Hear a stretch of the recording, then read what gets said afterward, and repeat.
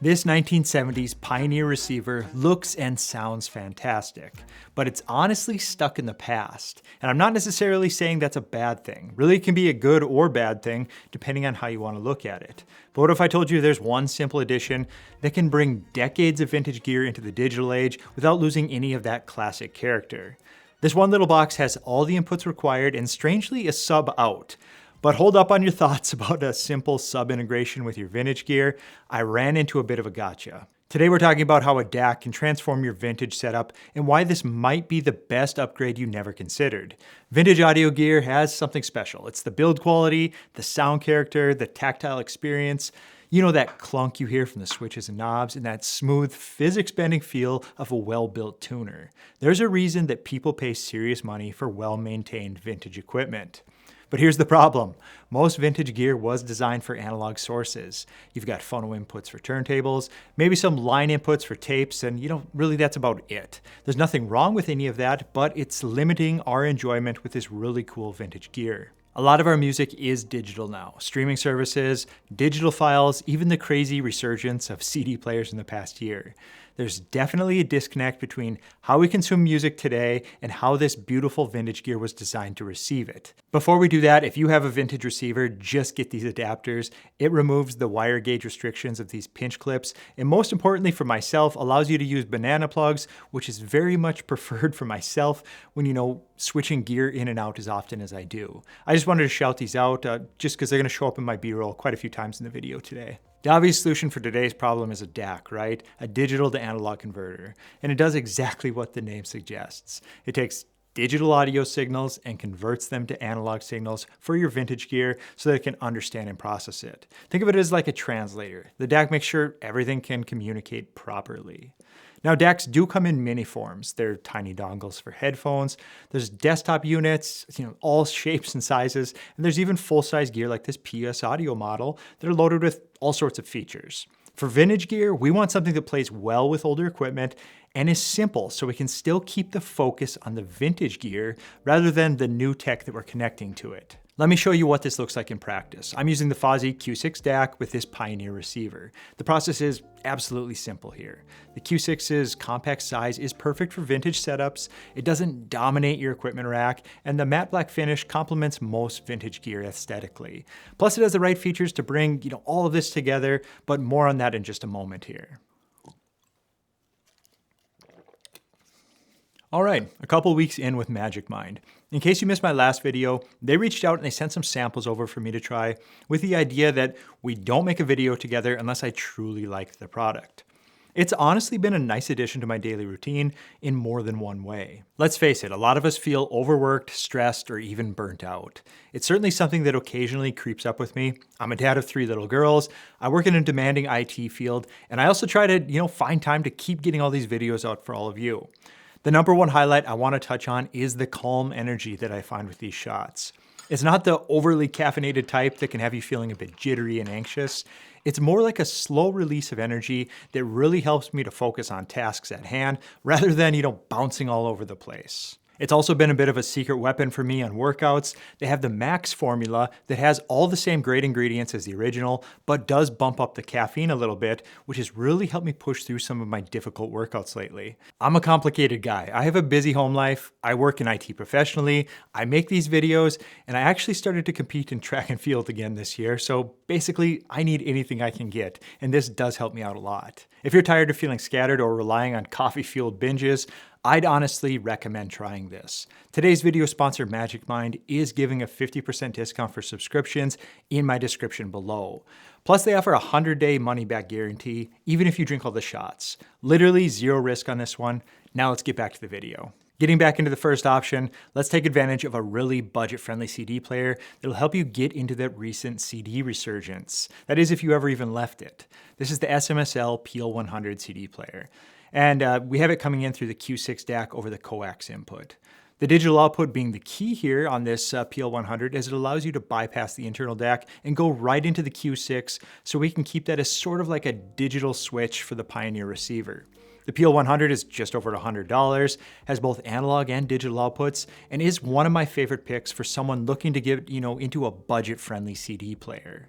Next option would be for those who want to keep all of this under $200, connect a Wii Mini up to the Q6 DAC, and have access to all the streaming capabilities as well as shared audio throughout your house.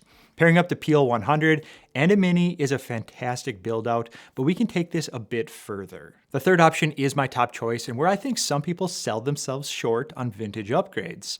A number of people bring in a streamer utilizing a DAC, but where I feel like you could do so much more is use the simple but effective Q6 here. You could go USB from a computer or a dedicated streamer, optical from your TV, and a CD player like the PL100 I mentioned coming in over coax, and really turn your vintage unit into a complete media center. Bringing the TV into the mix wouldn't necessarily be my first choice, but there's really not a reason why you couldn't do this. Say you want a hybrid space where it's going to be TV as well as audio playback. This can cover a lot of ground that way. On top of all that, one of the most frequent complaints about vintage gear is no remotes. With a setup like this, you can dial in your receiver volume to what's required, likely somewhere around 3/4 to full, then just control the volume from the streamer, which of course gets you a remote as well. One thing I want to note there, if you're going to be switching from analog to digital, you do have to make sure you turn that volume back down when you go over to the analog side because it's going to be pretty loud. The Q6 actually has a sub out like I mentioned in the beginning. At first I was thinking this is sort of a strange addition to a simple DAC like this. Then while I was prepping for the video, I thought this might possibly be a really budget-friendly and simple way to bring a sub into a vintage receiver. My plan was for the sub to come into play for anything coming in, through the DAC and leave everything in the analog, just simple 2.0 stereo configuration, no sub. My hopes were quickly squashed on this one, unless your preference is to control the volume for your speakers and subs independently. Probably not, right? It might work for the desktop integration, but it just wasn't all that useful for myself in this setup. What I'm still going to suggest here, if you are in fact interested in bringing a sub in, is either find a sub with speaker level inputs or pick up a line adapter like the one shown here. A bonus tip would be to even use the AB speaker selection on the receiver, easily and quickly have the ability to either use the sub or turn it off completely. So while I like a lot about this little Q6 and it works for most of what we're trying to do today, the sub out didn't quite work out in this case. When you're shopping this, I found the Q6 to work really well, but I just want you to be aware that not all DACs are created equal or with the most ideal features for pairing with vintage equipment. Look for connections that fit your particular system. Think about what you plan to integrate, be that a TV, a streamer, PC, that PL100 CD player I was showing earlier. Another consideration is how you want to control the volume. This DAC does not have volume control, but you will find others with variable outputs. To give you guys an idea on how this all works, let's break down the setup that I mentioned with a few scenarios. Let's look at scenario one. You have a beautiful vintage receiver, but you want to stream music. The Q6 connects directly to any auxiliary input. Then suddenly you have a modern streaming system with vintage sound. It's really that simple. Just turn the dial over to auxiliary and you're ready to go. Switch it back over to FM, phono, or any of the other inputs when you want to go back to the analog world. On to scenario two, your vintage receiver has a tape monitor loop. Connect the Q6 to the tape input. You could use that tape input monitor switch, to AB between your digital sources and any analog source like your turntable. This one is going to depend on the receiver you're working with, but nonetheless, there's a lot of input options on a lot of this vintage gear. It should leave you with a number of ways you could do something like this. And then scenario three, I touched on this earlier, and I think this is where it gets really interesting. Say you don't have a dedicated space for audio, your TV and audio, they share the same space. You can still experience all the nostalgia and get more usage from your vintage gear with the right configuration. A streaming device coming in over USB, TV over optical, CD player like the PL100 on coax.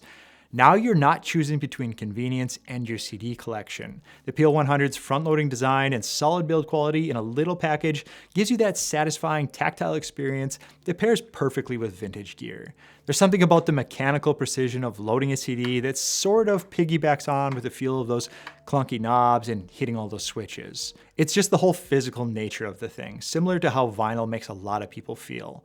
Sometimes it's more than just the music, the actual experience, of the whole thing, that plays a big part in this too. With this setup, you can seamlessly switch between, your title playlist and that special album that you want to experience in full on CD. And if you want, quick switch it over to TV and you're good to go for a movie. There's plenty of options here if you don't need multi-channel surround. Bonus here would be integrating a sub as well with any of the options that I mentioned earlier, a line out adapter, or finding a sub with the proper level inputs. The big picture here, compare this to buying all new equipment. You'd spend significantly more money and lose that vintage character that cannot be replicated. This approach preserves what makes vintage gear special while eliminating some but not all of its limitations. So my final thoughts on all of this, adding a DAC to vintage gear isn't just about convenience. It's about preserving and extending the life of these amazing pieces of audio history. If you've got vintage gear just sitting around unused because it's really not convenient for modern listening, a DAC might be exactly what you need to fall in love with it again, or at least bring it back into the rotation. The Fozzy Q6 and a PL100 CD player is a simple recommendation for this type of setup. At around $200 total for the pair, the Q6 DAC and the PL100 CD player, it's affordable enough that it won't break the bank, but it's also good enough that it won't hold back any of your vintage gear. The multiple inputs and simple integration make it particularly well suited for a vintage pairing like this. What vintage gear do you have that could benefit from this upgrade? Let me know in the comments, and subscribe if you want more content about getting the most out of your audio equipment, as well as reviews on new and interesting gear. Take care, talk soon, later.